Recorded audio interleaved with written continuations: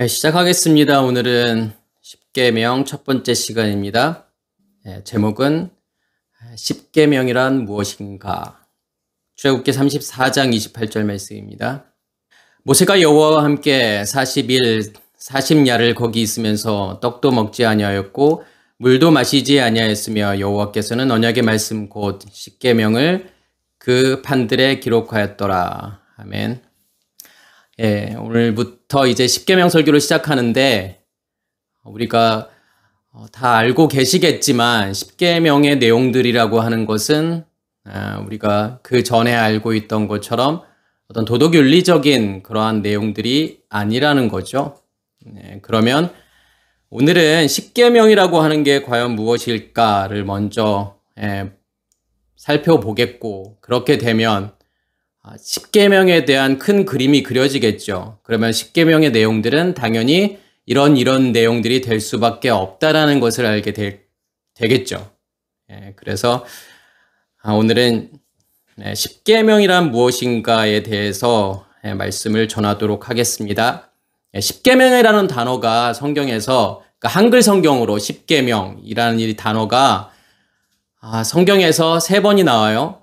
근데 십계명이라는 이 단어가 따로 있는 건 아니에요. 그래서 오늘 본문 말씀에 출애굽기 34장 28절에 나오고 신명기 4장 13절에 나오고 신명기 10장 4절에 이렇게 3번이 나와요. 그런데 이 본문들의 공통적으로 이 십계명이라는 단어를 어떻게 표현을 하고 있냐면 아쉐레트 하드바림이라고 표현을 하고 있죠. 오늘 본문에서도 나와요. 십계명. 그래서 아쉐레트 하드바림 이렇게 표현하는데, 이것을 해석을 하면 아쉐레트라고 하는 것은 뭐냐면 에셀이에요. 에셀이라고 하는 것은 열이라는 뜻이죠. 그리고 드바림이라고 하는 것은 말씀드리라는 뜻이에요. 그러면 십계명이라고 하는 것은 결국은 뭐냐면 열 말씀들, 이렇게 해석을 할 수 있겠죠. 그래서 그것을 이제 열 말씀들을 무엇이라고 지금 한글 성경이 번역을 했냐면 십계명이라고 번역을 한 거예요. 그래서 이 십계명이라는 단어가 공통적으로 나오는 본문들에는 다 아쉐르트 하드바림이라고 나오죠. 그러니까 이 드바림이라고 하는 것은 뭐냐면 말씀들이에요. 다바르의 복수형이죠. 그래서 말씀들, 열 말씀들이라는 뜻이에요. 그러면 이 열 말씀들이라고 하는 것이 어떤 의미가 있는지를 이 본문을 통해서 살펴보도록 하겠습니다. 먼저는 모세가 여호와와 함께라고 단어가 나오죠. 그러니까 모세가 거기에서 여호와와 함께 존재하고 있었다라는 거예요. 하야동사가 쓰여지죠. 이 하야동사는 뭐냐면 이다, 있다, 되다, 존재하다라는 뜻이에요. 영어에서의 비동사와 같은 거예요. 그래서 지금 모세가 누구와 함께 있는 거냐면 여호와와 함께 있다라고 하는 거죠. 그러면 여호와라고 하는 뜻이 어떤 의미가 있다라고 제가 그 전에 말씀을 드렸죠. 여호와라는 뜻은 유드헤이, 바브헤이라는 그 네 자음으로 만들어진 단어죠. 그런데 이 여호와라고 하는 단어는 누구도 지금까지 불러본 적이 없는 거예요. 하나님의 이름을 어떻게 우리가 부를 수 있어? 그래서 아무도 불러보지 않았기 때문에 사실은 이 여호와라는 단어는 정확하게 읽을 수 있는 사람이 없어요. 성경의 원본은, 그러니까 우리가 어떠한 단어를 이렇게 발음을 하려면 자음과 모음이 있어야 발음을 할 수 있는데 이 여호와라는 단어는 자음밖에 없어요. 그러니까 성경의 모든 본문들은 사실은 원래는 자음으로만 되어져 있는 단어들이죠. 근데 거기에 마소라 학자들이 모음을 이제 첨가를 시켜서 모음을 넣었죠. 그래서 읽을 수 있게 만들어 놓은 것 뿐이에요. 여호와라는 단어도 누구도 읽어보지 않았기 때문에 정확하게 발음할 수가 없어요. 그래서 유드헤이, 바브헤이, 그것을 아도나이라고 이렇게 발음을 했죠. 그러면 여호와라고 하는 뜻은 뭐냐면 그가 존재한다라는 거예요. 그가 있다, 이다, 되다, 존재한다라는 거예요. 그럼 그게 무슨 말일까요? 그가 존재한다라고 하는 거예요. 그가 있다라고 하는 거예요. 그래서 이 여호와라는 단어를 신약에서는 누가 그 단어를 설명해 주는 거냐면, 어떠한 단어가 그 단어를 설명해 주는 거냐면 예슈아라고 하는 단어가 그것을 설명하는 거예요. 예수라고 하는 것은, 그러니까 예수라는 단어죠. 이 예슈아라고 하는 단어는 뭐냐면 빛이라는 거예요. 그러니까 구원이잖아요. 그러니까 구원이라고 하는 것은 무엇이 구원인 거냐면 그 예수의 생명을 간직해야 구원이잖아요. 예수의 빛을 간직하는 거고 예수의 불을 간직하는 거예요. 그 빛을 간직했을 때, 그 생명을 간직했을 때 무엇이라고 이야기하는 거냐면 그것을 여호와라고 이야기하는 거예요.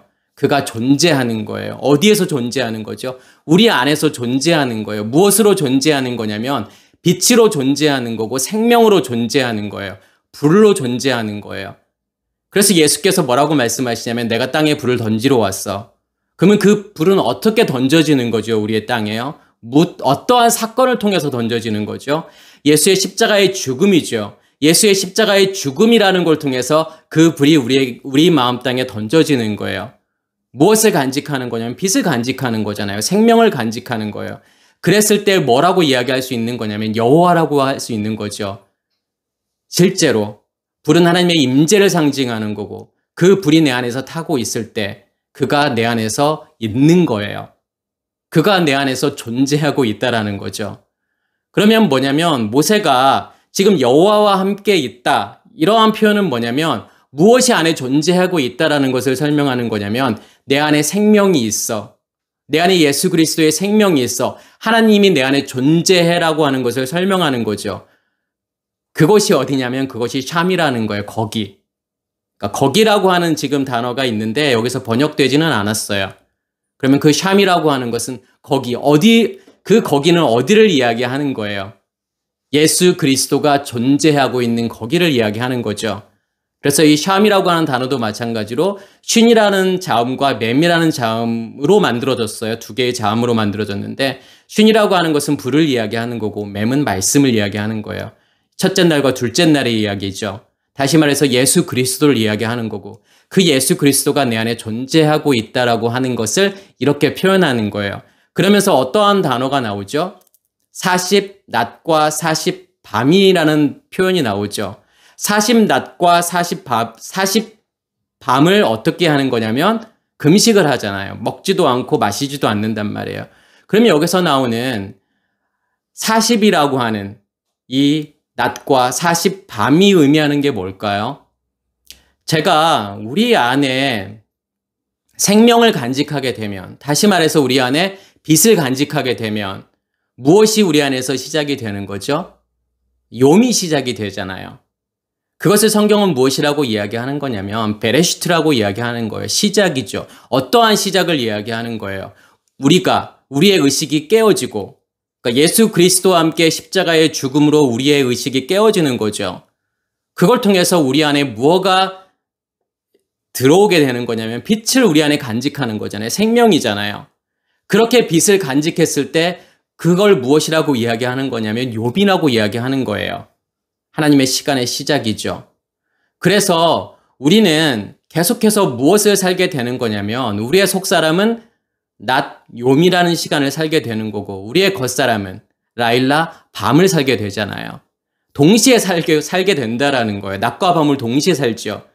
마치 우리가 지금 여기서는 낮이지만 지구 반대편에서는 밤이잖아요. 그러니까 낮과 밤을 우리가 동시에 살고 있는 거예요. 그러면 40밤과 40낮을 살고 있다라고 하는 것은 어떤 의미가 있는 거죠? 이 40이라고 하는 것은 아르바임이에요.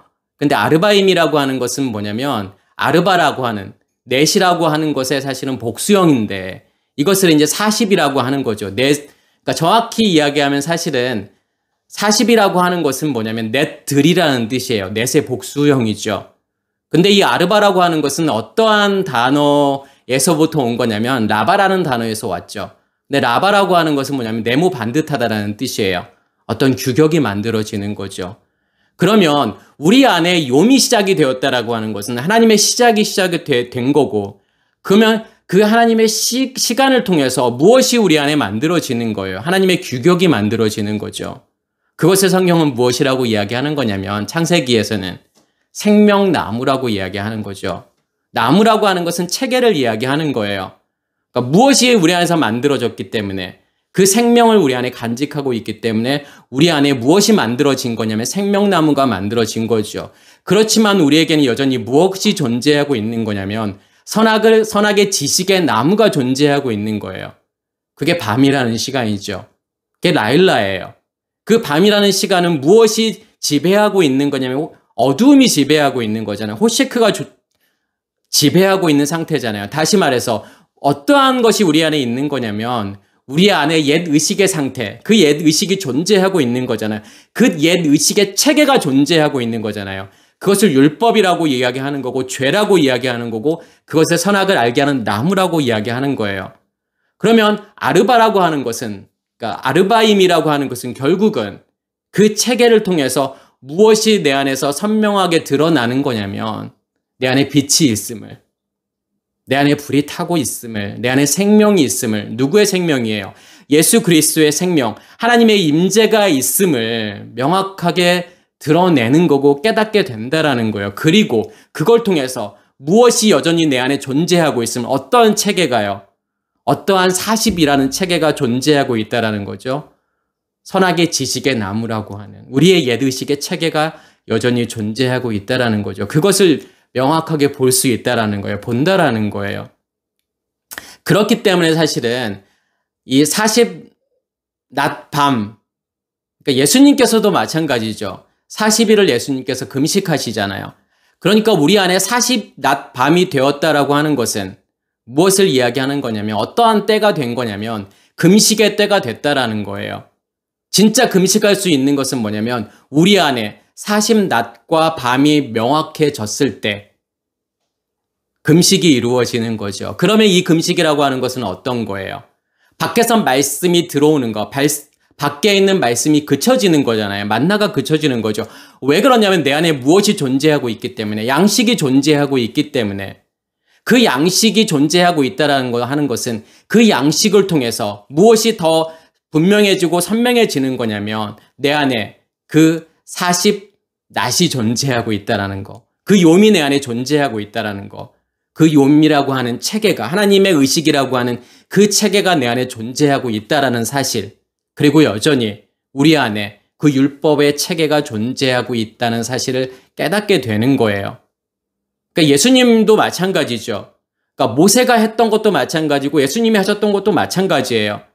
그냥 우리는 40일 동안 금식하는 거, 밥 안 먹는 거, 이것을 금식이라고 하고 그것을 열심히 또 따라 해보려고 해요. 모세도 했고 예수님도 했기 때문에. 절대로 따라 하시면 안 되는 거예요. 그러한 의미가 아니기 때문에 그래요. 사실은 모세는 뭐냐면 물도 안 마셨어요. 그런데 음식 안 먹고 40일 금식하시는 분도 계시지만 물은 절대로 40일 절대로 못 버티죠.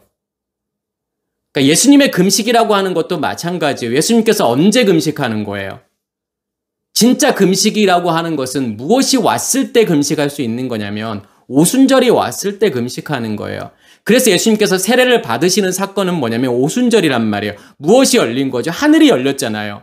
성령이 비둘기같이 그 위에 임했다라고 하는 것은 하늘이 열려서 거기서부터 뭐가 나오는 거예요? 말씀이 나오는 사건이잖아요. 그게 오순절이란 말이에요. 그래서 진짜 금식은 뭐냐면 무엇이 와야 가능한 거냐면 오순절이 와야 가능한 거고 요단을 건너야만이 금식할 수 있다라는 거예요. 그래서 이 금식이라고 하는 것은 아무나 할 수 있는 게 아니에요. 하고 싶다고 할 수 있는 게 아니에요. 양식이 존재해야만이. 내 안에 양식이 존재해야만이 할 수 있는 거죠. 그렇게 되었을 때 예수님께서 시험을 받으시잖아요. 근데 시험을 이기시죠. 왜냐하면 시험이라고 하는 것은 무엇에 관한 문제냐면 양식에 관한 문제예요. 어떠한 양식을 먹느냐, 어떠한 양식을 먹어야 이길 수 있느냐, 그 시험을 이길 수 있느냐의 문제죠. 그래서 예수님께서도 첫 번째 시험을 받으면서 뭐라고 말씀하신 거냐면 사람이 떡으로만 살 것이 아니요 하나님에서 입에서 나오는 그 말씀, 입에서 나오는 그 말씀이라고 하는 것이 어디로부터 나오는 거냐면 하늘로부터 나오는 말씀이잖아요. 그 양식이 존재하고 있을 때, 내 안에 그 양식이 존재하고 있을 때 시험을 이길 수 있다라는 거죠. 그리고 난 다음에 예수님께서 이제 산상수훈의 말씀을 하시잖아요. 예수께서 산 위에 올라가 앉으시니 제자들이 나온지라 이에 입을 열어 가르쳐 가라사대. 드디어 이 말씀이 나오는 거란 말이에요. 그게 어떤 사건인 거냐면 방언이라고 하는 것이 통역이 되는 거고 그 통역된 말씀이 이제 예언으로 나가는 거란 말이에요. 그래서 예수님의 이 사건도 마찬가지로 무엇을 이야기하는 거냐면 방언과 통역과 예언을 이야기하는 거예요. 그 말씀이 나오게 된다라는 거예요. 무엇이 내 안에 존재하고 있을 때요. 양식이 존재하고 있을 때. 그 금식을 이야기하는 거예요. 너희가 40낮 밤으로 그게 명확해졌을 때, 다시 말해서 너희 안에 양식이 존재하고 있을 때 어떠한 것을 하게 되는 거냐면 금식을 하게 되는 거야 라는 것을 말씀해 주시는 거죠. 그리고 난 다음에 어떠한 단어가 나오는 거냐면 하나님께서 판 위에다가 카타브 쓰신다라고 하는 단어가 나오잖아요. 그러면 여기에서 이 판이라고 하는 것은 루아흐라는 단어인데 이 루아흐라는 단어가 그 루아흐가 아니에요. 성령이라는 그 루아흐가 아니에요. 그 루아흐는 뭐냐면 레쉬로 시작하는, 레쉬라는 자음으로 시작하는 루아흐고, 여기서 루아흐는 뭐냐면 라메드라는 자음으로 시작하는 루아흐예요. 그래서 이 판이라고 하는 것은, 이 루아흐라고 하는 것은 무엇을 이야기하는 걸까요? 하나님께서 판에다가 무언가를 쓰셨다라고 하는 것은 지금 뭘 이야기하는 거죠? 이 판은 어떤 판을 이야기하는 걸까요? 우리의 마음판을 이야기하는 거예요. 그래서 이 루아흐라는 단어가 잠언에 2번이 나와요. 그런데 2번 다 무엇으로 쓰여졌냐면 마음판이라고 쓰여졌어요. 이 레브라고 하는 마음과 이 루아흐라는 단어가 합쳐진, 그래서 마음판, 이렇게 둘 다 번역을 해요.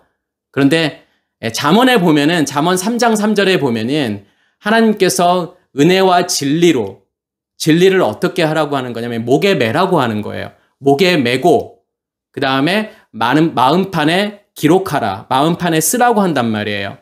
그러면 어떻게 해야, 이 은혜라고 하는 것은 헤세드죠. 그 다음에 진리라고 하는 것은 에메트란 말이에요. 이 헤세드와 에메트를 어떻게 목에 걸 수가 있을까요?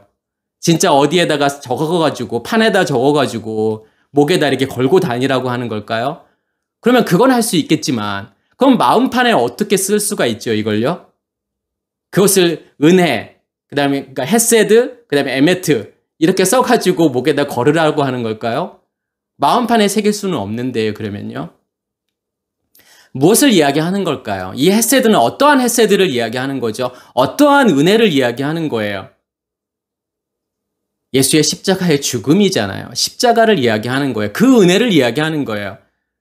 에메트는요, 진리는요, 말씀이잖아요. 여기에서 헤세드와 에메트가 의미하는 것은 예수 그리스도를 이야기하는 거란 말이에요. 에메트라고 하는 말씀의 근원.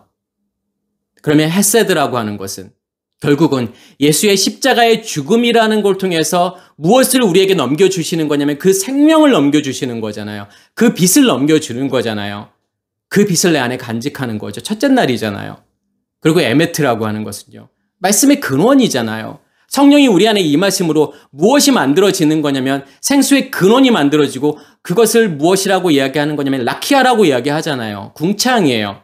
그것을 하나님께서는 샤마임, 하늘이라고 말씀하신단 말이에요.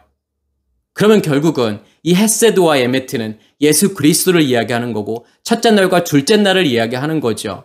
그것을 목에 매라고 하는 것은, 목이라고 하는 단어는 어떠한 뜻이 있냐면 뭔가를 긁어 모으다라는 뜻이 있어요. 그리고 되새김질하다, 이런 뜻이 있어요.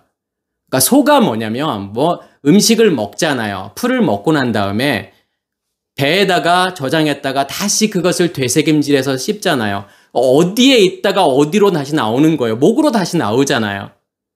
그렇기 때문에 이 목이라고 하는 단어는 목구멍이라는 뜻이 있고, 어원 자체가 아까 제가 말씀드렸던 것처럼 뭔가를 긁어 모으는 거예요. 어디에서부터 긁어 모으는 거예요? 안에서부터요. 안에 있는 것을 긁어 모아서 되새김질을 한다라는 뜻이에요.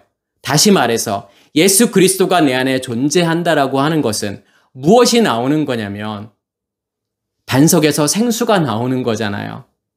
그 생수를 무엇으로 준비하는 거냐면 기름으로 준비한다라는 뜻이에요. 그게 되새김질이에요. 그렇게 되었을 때 어떠한 일들이 일어나죠? 무엇을 하는 거죠? 그걸 통해서요? 그것을 마음에 하나님께서 마음판에 새기라고 하잖아요. 기록하라는 거예요. 그러면 어떻게 해야 마음판에 기록하는 거예요? 그 마음판에 기록한다라고 하는 건 뭐죠? 마음판이라고 하는 건 뭐예요, 결국은요? 우리의 마음이라는 스크린을 이야기하는 거잖아요. 마음판이라는 스크린에 무엇이 맺히는 거예요? 상이 맺히는 거잖아요. 다시 말해서 아까 제가 이 되새김질을 통해서 무엇을 예비하는 거라고 했죠? 기름이 예비가 되는 거죠. 기름이 예비되어야만이 우리의 성소에서 7등대에 7등불이 탈 수 있잖아요. 그 기름에 의해서요. 그러면 누가 선명해지고 누가 분명해질까요? 어떠한 존재가, 하나님이라는 존재가 더욱 선명해지고 더욱 분명해질 거잖아요. 그죠? 그래서 그 뭐와 같은 거냐면 영사기와 같은 거예요. 영사기의 필름이라고 하는 것은 결국은 말씀을 이야기하는 거잖아요. 하나님의 의식이죠. 그것이 구현되기 위해서는, 스크린에 상이 맺히기 위해서는 뭐가 반드시 필요한 거냐면 빛이 필요하잖아요. 빛의 반사와 굴절에 의해서 무엇이 맺히는 거냐면 상이 맺히는 거잖아요. 스크린에 상이 맺히죠. 다시 말해서 하나님께서 주신 이 말씀이라는 것이 기름으로 예비되어서 이 빛에 의해서 무엇이 맺히는 거냐, 우리의 마음판에, 우리의 마음 땅에 하나님이라는 존재가 누구인지를 보게 된다라는 거예요. 우리의 겉사람이 어떠한 것인지를 보게 되는 거죠. 아까 제가 위에서 말했던 것처럼 40낮, 40밤이라고 하는 것이 무엇인지를 분명하게 깨닫게 된다라는 거예요. 하나님께 자신을 보여주시죠. 하나님을 그리는 거예요, 우리가요. 하나님이 어떠한 존재인지를 알게 되는 거예요. 하나님을 인식하는 거죠. 하나님을 경험하게 되는 거예요. 무엇에 의해서요? 예수 그리스도에 의해서요. 그게 은혜와 진리를 목에 걸고 마음판에 새긴다라고 하는 거예요. 그래서 아까 제가 말씀을 드렸던 이 루아흐라고 하는 것은 판인데 어떠한 판을 이야기하는 거냐면 스크린을 이야기하는 거예요. 그래서 출애굽기 31장 18절에는 두 증거판이라는 단어가 나오죠. 그러니까 판인데 어떤 판이냐면 증거판이에요. 이 증거라고 하는 것은 에두트라는 단어를 쓰는데 뭐가 증거가 되는 걸까요? 무엇을 증거하는 거죠? 무엇을 증명하는 거죠? 하나님께서 내 안에 계심을요. 예수 그리스도가 내 안에 계심을 무엇으로 증명해 내야 되는 거예요? 그 스크린에, 우리의 마음판에 무엇이 떠올라야 되는 거냐면 상이 맺혀야 되는 거예요. 누구라는요? 예수 그리스도라는, 하나님이라는 그 상이 우리 안에 맺혀져야 되는 거죠. 우리의 마음을 바꾸시는 거예요. 하나님께서 우리의 마음을 새롭게 하신다라고 하는 거예요. 그러면 우리의 마음이 바뀌면 무엇가 바뀌죠? 우리의 감정, 느낌, 생각이 바뀌잖아요. 우리의 감정, 느낌, 생각이 바뀐다라고 하는 것은 결국은 뭐가 달라지는 거죠? 의미들이 달라지잖아요. 우리가 정해놓았던, 우리가 그렇게 설정해 놓았던 의미들이 다 바뀌는 거예요. 나라는 존재도. 나와 제일 가까운 가족이라고 하는 것도, 하나님이라는 존재도, 말씀이라고 하는 것도, 우리가 그토록 중요시 생각했던 예배, 11조, 봉사, 헌금, 선교, 이러한 모든 것들의 의미들이 다 바뀌는 거예요. 금식이 무엇인지, 방언이 무엇인지, 이런 것들을 다 알게 된다라고 하는 거예요. 이게 하나님을 설명하고 있다라고 하는 것을 깨닫게 되는 거예요. 그런 것들의 모든 의미들이 다 바뀌는 거예요. 그래서 하나님께서는 지금 무엇을 바꾸시려고 하는 거냐면 우리의 마음판을 바꾸시기를 원하시는 거예요. 우리의 마음판에 기록하기를 원하세요. 누구를 기록하기를 원하시는 거냐면 하나님 자신을 기록하기를 원하신다라는 거예요. 그래서 이 판을 무슨 판이라고 하는 거냐면 증거판이라고 하는 거예요. 두 증거판이라고 하는 거예요. 왜 두 증거판일까요? 단순히 두 개의 돌을 놓았기 때문에 두 개의 증거판을 이야기하는 걸까요? 그래서 한쪽에는 1계명부터 5계명까지 하나님 사랑, 두 번째 돌판에는 6계명부터 10계명까지 이웃사랑. 그래서 어떤 사람들은 이제 또 1계명부터 4계명까지 또 어떤 4계명까지 나누고 또 5계명부터 10계명까지. 왜냐하면 부모를 공경하라고 하는 것은 이것은 하나님 사랑이 아니라 이웃 사랑이라고 생각하기 때문에 그렇게 나눠야 된다고 생각하잖아요. 그래서 이쪽 돌판에는 그렇게 5개를, 또 이쪽 돌판에는 5개를 이렇게 기록해놨다는 그러한 의미에서의 이 쉐니가 아니에요. 그러니까 시나임이 아니에요. 둘이라고 하는 뜻이 아니에요. 어떤 둘을 이야기하는 거예요. 둘이지만 한 쌍으로 존재하는 거예요. 예수 그리스도라는요. 예수 그리스도를 통해서 만들어져 있는 셋째 날의 결과물인 씨 가진 열매를 이야기하는 거예요. 결국은 그것이 무엇을 만들 거기 때문에, 증거판이라고 하는 것을 만들 거기 때문에. 그래서 그 증거가 내 안에서 명확해야 되는 거죠. 하나님께서 내 안에 계시다라고 하는 그 증거가. 그래서 증거판인 거예요. 그리고 난 다음에 이것을 무엇이라고 이야기하는 거냐면, 여호와께서는 언약의 말씀 곧 십계명을, 이것을 또 무엇이라고 이야기하냐면 언약의 말씀이라고 이야기하는 거예요. 그래서 드바림 하 브리트라고 이야기하는 거죠. 그러니까 드바림이라고 하는 것은 뭐냐면 말씀들을 이야기하는 거예요. 그러니까 브리트라고 하는 것은요, 언약을 이야기하는 거죠. 그래서 언약의 말씀들이에요. 그러면 언약의 말씀들이라고 하는 것은 뭘 이야기하는 거죠? 그 언약이라고 하는 것은 어떠한 언약을 이야기하는 거예요? 약속이잖아요. 어떠한 약속이죠? 하나님께서 우리에게 주시는 약속은 뭐예요? 뭘 하시겠다라는 약속인 거죠?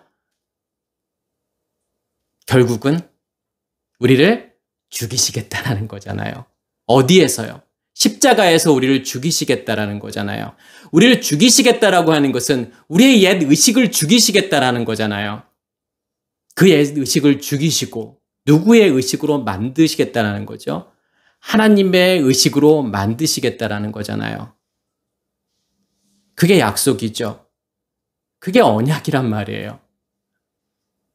그래서 하나님께서 에레미야서 31장 33절에 뭐라고 말씀하시죠? 내가 나의 법을 너희 속에 두고 너의 마음에 기록할 거야. 그래서 나는 너희의 하나님이 되고 나는 그들의 하나님이 되고 그들은 나의 백성이 될 거야. 그 말은 무슨 말이에요? 아까 제가 말씀을 드렸던 것처럼 그 증거판을 우리에게 기록하시겠다라는 거잖아요. 자신을 드러내시겠다라는 거잖아요. 자기의 의식을요, 자기 자신을요, 우리에게 보여주시겠다는 거잖아요. 경험하게 만드시겠다는 거잖아요. 인식하게 만드시겠다는 거잖아요. 그걸 통해서 뭘 죽이시겠다는 거냐면 우리의 옛 의식을 죽이시겠다는 거잖아요. 생명나무라는 걸 통해서 우리의 선악의 그 지식의 나무를 다 없애시겠다는 거잖아요. 그게 언약이죠. 그래서 노아와 하나님께서 맺은 언약은 뭐예요? 홍수 이후예요. 그 언약으로 하나님께서 뭘 보여주시는 거예요? 무지개를 보여주시잖아요. 그럼 이 무지개라고 하는 것은 뭘 보여주시기 위한 거죠? 무지개가 뜨려면 두 가지 조건이 있어야 된다고 제가 예전에도 말씀을 드렸죠. 뭐 어떤 조건이 있어야 되죠? 뭐가 있어야 돼요? 물이 있어야 되잖아요. 수증기가 있어야죠. 그리고 빛이 있어야 돼요. 그 두 가지가 존재해야만이 무엇이 뜨게 되는 거냐면 무지개가 뜨게 되는 거예요. 그걸 통해서 하나님께서 증거하시잖아요. 그게 예수 그리스도잖아요. 첫째 날의 빛과 둘째 날의 말씀이잖아요.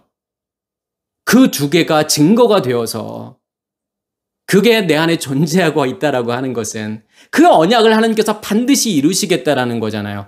그 언약을 어떻게 이루시는 거죠? 하나님께서 누구를 통해서 이루시는 거죠? 그게 셈이잖아요. 그 빛과 말씀을, 무지개가 뜨려면 빛과 말씀이 있어야 되는 건데 빛과 말씀이 의미하는 것이 셈이잖아요. 이름이잖아요. 쉰과 맴이잖아요. 그러면 누구를 통해서 그 언약을 이루시는 거죠? 노아의 아들인 셈을 통해서요. 그리고 야벳을 통해서요. 야벳이라고 하는 것은 셈의 확장이니까요. 그걸 통해서 누구의 부끄러움을 덮어주는 거냐면 노아의 부끄러움을 덮어주는 거죠. 노아에게 하나님께서 옷 입혀주시는 거란 말이에요. 그 옷 입혀주는 그 사건이 언약의 완성이잖아요. 그리스도로 옷 입는 거잖아요. 누구에 의해서요? 그 셈에 의해서요. 이름. 그리고 야벳에 의해서요. 그리고 아브라함에게 하나님께서 약속하신 건 뭐예요? 창세기 15장에 보면은 1절에 보면은 아브라함아 내가 너의 방패야. 그리고 내가 너의 큰 상급이야. 하나님께서 아브라함에게 주시려고 하는 그 상급이라고 하는 건 뭐죠? 하나님께서 땅을 주시겠다라고 하는 거잖아요. 땅을 기업으로 주시겠다라고 하는 건데 그 땅은 어떤 땅을 이야기하는 거예요? 하나님께서 말씀하시는 것은 내가 너에게 나를 줄 거야라고 하는 거잖아요. 왜요? 내 자신이 너에게는 큰 상급이야. 그게 기업이야. 너에게 나를 줄 거야 라고 하는 게 누구와의 약속인 거예요? 아브라함과의 약속이잖아요. 그게 언약이란 말이에요. 그 언약을 그 아들들을 통해서 성취하시잖아요. 이루시잖아요. 이삭을 통해서요. 야곱을 통해서요. 그 12아들을 통해서요. 아들들로 하나님께서 만드시는 거죠. 그게 언약이에요. 그래서 언약에 말씀드린 거예요. 무엇을 통해서 그 언약이 이루어질 거기 때문에요. 이 말씀들, 드바림이라고 하는 것. 이 드바림이 결국은 어디에서 나오는 말씀인 거예요? 지성소에서부터 나오는 말씀이 기름 부음으로 임하는 거잖아요. 그래서 이 불이 계속 꺼지지 않고 타오르게 돼서 결국은 무엇을 이룰 거라는 거죠. 무엇을 성취할 거라는 거죠. 하나님의 언약을요. 하나님의 약속을요. 그것으로 나를 확 드러낼 거라는 거잖아요. 내 모든 율법의 체계를요. 죄를요. 선악의 지식의 체계를요. 다 드러내실 거라는 거잖아요. 그리고 하나님이라는 존재를 우리에게 밝히 드러내시겠다라는 거죠. 금식이 이루어져야 돼요. 그리고 금식이 이루어지고 무엇을 통해서요? 내 안에 있는 양식을 통해서요. 그러니까 금식이 이루어졌다라고 하는 것은 결국은 어떠한 심판이 우리를 기다리고 있는 거죠. 7 대접의 심판이 기다리고 있는 거란 말이에요. 7 대접의 심판을 받아야만이 무엇이 이루어지는 거냐면 하나님의 언약이 이루어지는 거예요. 하나님의 언약의 성취죠. 그러면서 하나님께서 여기서 십계명이라고 하는 것을 말씀하시잖아요. 언약의 말씀 곧 십계명이라고 하는 것은 제가 처음에도 말씀을 드렸던 것처럼 아쉐레트 하드바림이잖아요. 아쉐레트라고 하는 것은 결국은 열을 이야기하는 거죠. 에세르. 그리고 드바림이라고 하는 것은 말씀이에요. 말씀들이에요. 이제 복수가 쓰여졌으니까요. 그러니까 열 말씀들이잖아요. 그러면 이 열이라고 하는 것은 그러니까 이 에세르라고 하는 단어가 아사르에서 온 건데 아사르가 무슨 뜻이냐면 10분의 1을 드리다, 11조를 드리다라는 뜻이에요. 그러면 이 열이라고 하는 것은 무엇과 관련이 있는 거냐면 11조와 관련이 있는 거잖아요. 근데 11조가 정확하게 무엇인지를 가장 분명하게 설명하는 본문이 뭐냐면 말라기 3장 10절 말씀이잖아요. 하나님께서 말라기 3장 10절에 뭐라고 말씀하시죠?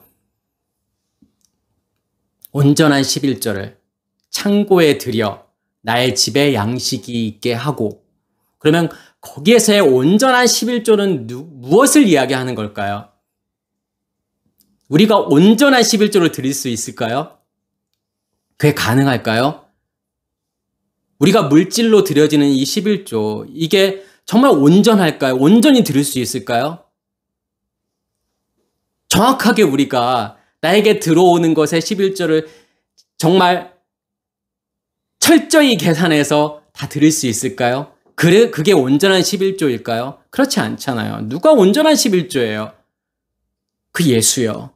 십자가에 못 박혀 돌아가신 그 예수가요. 온전한 11조잖아요. 그러면 그 온전한 11조를 어디에 우리의 마음 창고에 드리라고 하는 것은 결국은 예수의 십자가의 죽음을 같이 죽는 거고 그 생명이 우리의 마음 땅에 심겨지는 거잖아요. 우리의 마음 창고에 드리는 거잖아요. 그것이 우리의 무엇이 되는 거냐면 양식이 있게 하고 하나님께서 뭐라고 하는 거죠? 시험하라고 하는 거잖아요. 그것으로 시험하라고 하는 거예요. 내가 하늘 문을 열어서 복을 쌓을 곳이 없도록 부어주나 시험하라고 하는 거잖아요. 그 시험은 어떤 시험을 이야기하는 거예요? 확증하라고 하는 거잖아요. 어떻게 확증하라는 거죠? 하늘 문을 연다라고 하는 것은 무엇을 이야기하는 거냐면 그게 요단을 건너는 사건이고 그게 오순절을 이야기하는 거란 말이에요. 하늘 문이 열리는 것은 어디가 열리는 거예요? 휘장이 열리는 거예요. 지성소와 성소를 맡고 있는 휘장이 열려서 지성소 안에 있던 하나님의 말씀이 나오는 거란 말이에요. 하나님이 드러나시는 거란 말이에요. 그게 하늘 문을 열고 복이라고 하는 것은 복을 쌓지 못하도록 부어주시겠다는 것, 쌓을 곳이 없도록 부어주시겠다라고 하는 것은 뭘 이야기하는 거예요? 우리의 통장의 잔고가 그 밸런스가 차고 넘치는 그런 걸 이야기하는 걸까요? 그런 거 아니잖아요. 하나님께서 말씀하시는 것은 그 하늘을 열어서 이 복이라고 하는 것은 바라크의 복이잖아요. 이 바라크의 복이라고 하는 것은 제가 뭐라고 말씀을 드렸죠? 엎드리다, 경배하다, 무릎 꿇다라는 뜻이잖아요. 진짜 복은 뭐예요? 우리의 통장에 잔고가 많아지는 것도 아니고, 우리의 집에 평수가 늘어나는 것도 아니고, 내가 타고 다니는 차의 CC가 늘어나는 게 아니잖아요. 그게 복이 아니죠. 뭐가 복인 거예요, 결국은요? 내가 하나님께 온전히 무릎 꿇는 거예요. 엎드리는 거예요. 경배하는 거예요. 하나님께 온전히 항복하는 거잖아요. 다시 말해서 우리의 옛 의식이 죽는 거잖아요. 그게 바라크의 복이잖아요. 그 바라크의 복으로 충만하게 만드실 거라는 거잖아요. 완전히 죽이실 거라는 거잖아요. 우리를요. 그게 11조잖아요. 그게 열이라는 뜻이에요. 그리고 드바림이 나오잖아요. 말씀들이 나온단 말이에요. 어떤 말씀들을 이야기하는 거죠? 우리가 말씀들로 존재한다라고 하는 거죠. 이 말씀들이라고 하는 것은 하나님의 말씀은 하나님의 의식이잖아요. 그리스도의 의식이잖아요. 그리스도의 기름 부음이죠. 그것으로 나를 충만하게 하시겠다라는 거죠. 그래서 모세오경은 무엇으로 시작해서 무엇으로 끝나는 거냐면 베레시트로 시작해서 드바림으로 끝나는 거예요. 말씀들로 끝나는 거예요. 그러면 여기에서의 베레시트라고 하는 것은요. 뭘 이야기하는 거? 어떠한 시작을 이야기하는 거죠? 내가 예수와 함께 십자가에 죽는 그 죽음을 통해서 그 생명이, 그 빛이, 그 불을 내 안에 간직하는 거잖아요. 그게 태초란 말이에요. 그게 베레시트란 말이에요. 결국은 그걸 통해서 뭘 이루실 거라는 거예요. 신명기라고 하는 것은 드바림이란 말이에요. 말씀들로 존재하는 거예요.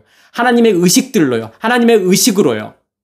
하나님 자신으로 존재하게 만드시겠다라는 거잖아요. 그래서 그 중간에 이제 출애굽기라고 하는 것은 쉐모트, 레위기, 그다음에 바이크라 이런 과정들을 설명하는 거죠.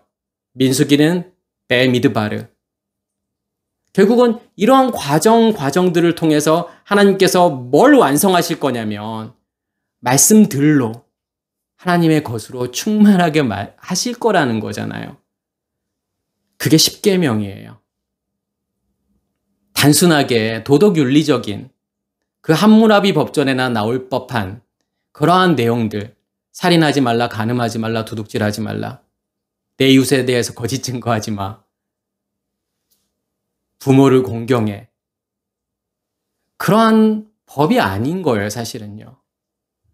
그러한 법들은 사실은 왜 만들었죠? 무엇을 위해서 만든 거냐면 결국은 그 함무라비 법전에 나오는 282가지 그 조항들은 결국 한 단어로 설명한다 그러면 뭐라고 설명할 수 있는 거냐면 소유라고 설명할 수 있어요.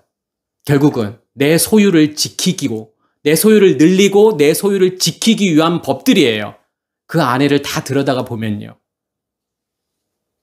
다시 말해서 하나님의 말씀이라고 하는 것을, 십계명이라고 하는 것을 우리가 그렇게 문자로 이해하게 되면 그것을 무엇의 개념으로 받아들일 수밖에 없는 거냐면 소유의 개념으로 받아들일 수밖에 없어요. 내가 보여지는 것으로 그것을 소유하려고 해요. 누구까지도요. 하나님까지도요. 무엇을 위해서요? 내 욕심을 채우기 위해서요. 나를 드러내기 위한 그 소유의 대상으로 하나님까지도 만들어 버릴 수 있다라는 사실이에요. 그렇기 때문에 우리는 이 말씀이라는 걸 통해서, 이 십계명이라는 걸 통해서 하나님께서 뭘 주시기를 원하시는 건지 우리가 깨달아야 되겠죠.